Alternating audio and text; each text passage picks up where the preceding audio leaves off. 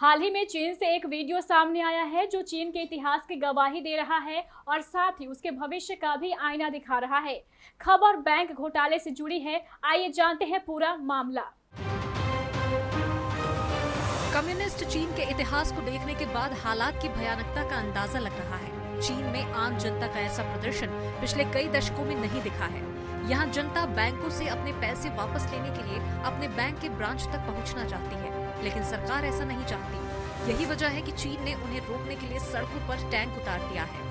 वहीं छोटे निवेशकों को कुछ रकम वापस देने की कोशिशें हो रही है, लेकिन वो नाकाफी है। लोगों के प्रदर्शन को देखते हुए कम्युनिस्ट पार्टियां उन्हें ताकत के दम पर रोकने के लिए अपने आजमाए हथकंडों पर काम करना शुरू कर दिया है।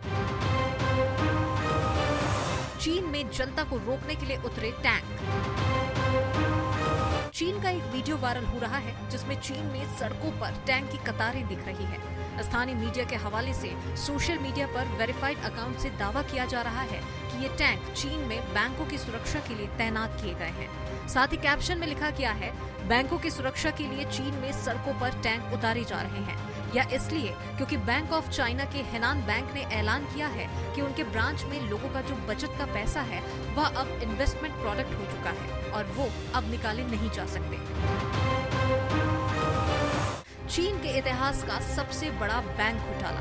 कम्युनिस्ट देश में इतने बड़े बैंक घोटाले की भनक पहली बार तब लगी थी जब अप्रैल में साउथ चाइना मॉर्निंग पोस्ट ने एक आर्टिकल में खुलासा किया था कि हेनान और अनहुई प्रांत के निवासियों को सिस्टम अपग्रेड करने के नाम पर उन्हें बैंक अकाउंट के इस्तेमाल से रोका जा रहा है, जिसकी वजह से आसपास के क्षेत्रों के बैंक भी प्रभावित हो रहे हैं। थिएनआनमन स्क्वायर पार्ट 2। ये सवाल सबसे बड़ा है और सभी के जहन में आ रहा है। अपने ही नागरिकों को रोकने के लिए टैंकों का इस तरह से प्रदर्शन उसी चीन में हो रहा है जो थिएनआनमन स्क्वायर नरसंहार के लिए आधुनिक इतिहास में कुख्यात है। बता दें कि 4 जून 1989 को चीन की राजधानी बीजिंग में शांतिपूर्ण प्रदर्शन कर रहे निहत्थे नागरिकों पर टैंकों के गोले दाग दिए गए थे, जिसमें कई लोगों की मौत हो गई थी। अब लोग भी टैंकों की मौजूदगी की तुलना उसी थिएनआनमन स्क्वायर कांड से कर रहे हैं। 50,000 युआन तक लौटाए गए।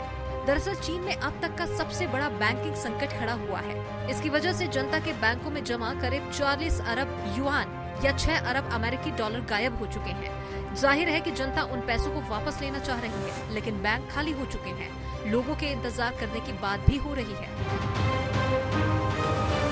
गौरतलब है कि इसे चीन के अब तक का सबसे बड़ा बैंकिंग घोटाला बताया जा रहा है।